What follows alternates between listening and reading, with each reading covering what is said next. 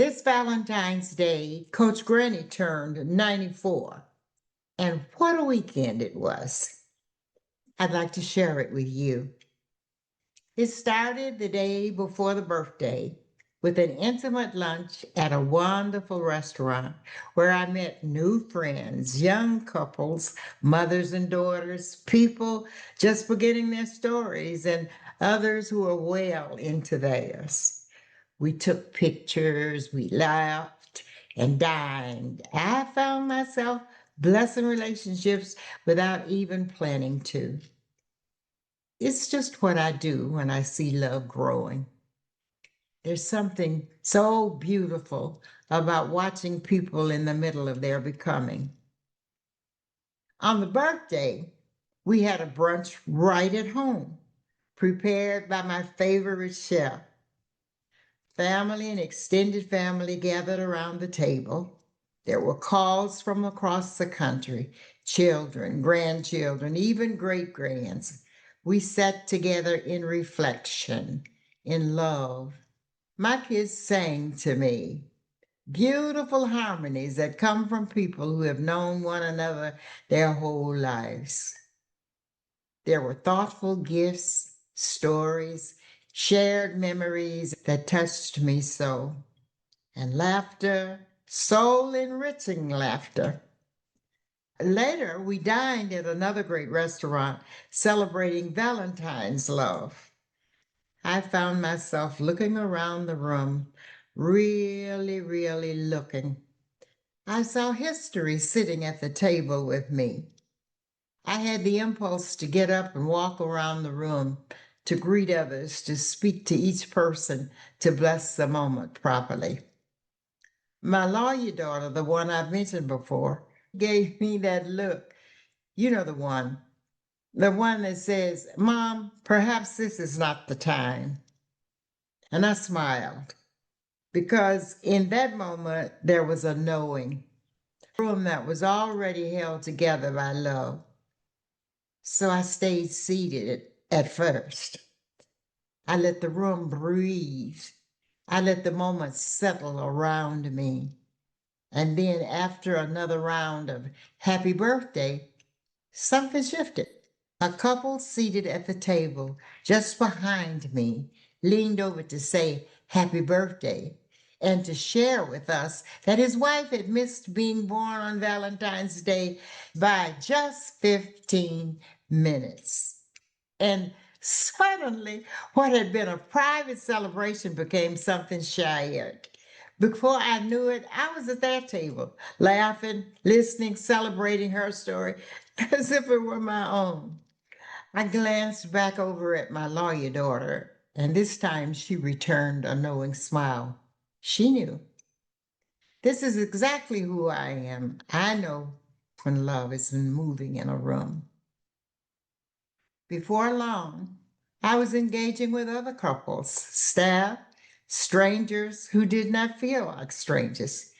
There we all were on Valentine's Day, not just celebrating birthdays or reservations or dinner plans. We were celebrating love. And here is what struck me. When you live long enough, you begin to understand that love is not meant to be contained. It expands when you share it. It multiplies when you acknowledge it in others. It deepens when you make room for it beyond your own table. It's about truly feeling the room, discerning the spirit of a space, knowing when to project and when to soften. Because you don't always have to command a room to influence it. Sometimes influence looks like listening. Sometimes it looks like walking gently to a table and blessing a moment. Other times it looks like letting love lead instead of ego. I even spent time the next day at my favorite boutique and the shoe store across the way, trying on beautiful pieces, laughing, celebrating, and being celebrated in ways that felt playful and light. People kept asking me, How does it feel to be 94? And I thought about that. It doesn't feel as dramatic as it sounds. It feels steady. It feels earned. The weekend closed quietly. I found myself sitting still, just reflecting. 94 years. What I notice most is not the number, it's the layers.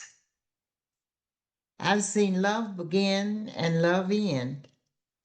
I've seen families expand. I've seen grief. I've even seen restoration. I've watched generations come forward.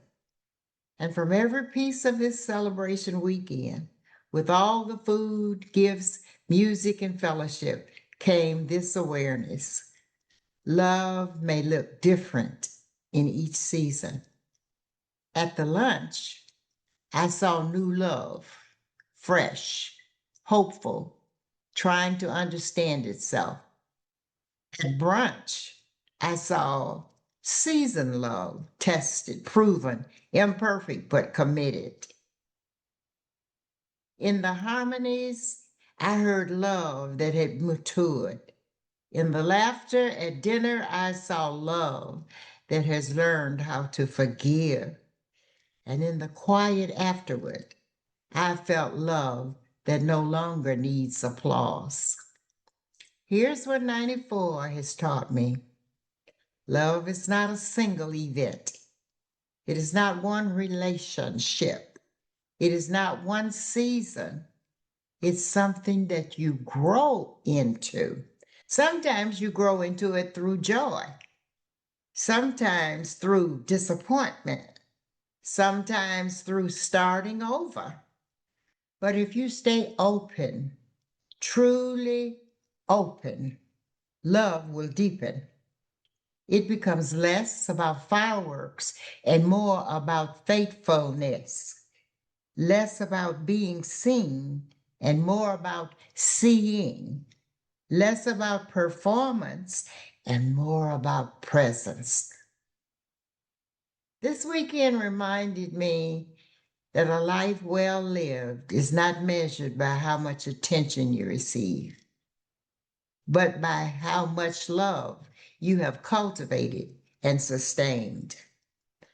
The calls, the table conversations, the harmonies, shared memories and moments, those are the harvest. And here I am in a brand new year, unapologetically older, wiser, stronger, still on the journey, because it's not over until it's over. I'm not chasing anything. I'm living in what has grown, and I'm grateful. Grateful that God has been good to me. Grateful that love has been patient with me. That I am still here to tell you, if you nurture love, real love, it will show up for you in ways you cannot imagine. And when it's your birthday, whenever that is, it will gather around your table and sing, "Happy birthday to you. Happy birthday to you. Happy birthday, happy birthday. Happy birthday to you. From me to you on your birthday." Thank you for celebrating with me.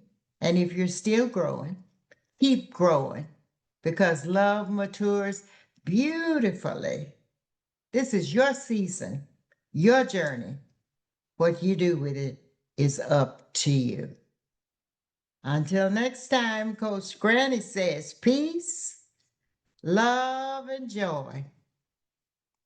That's what you are. So be you.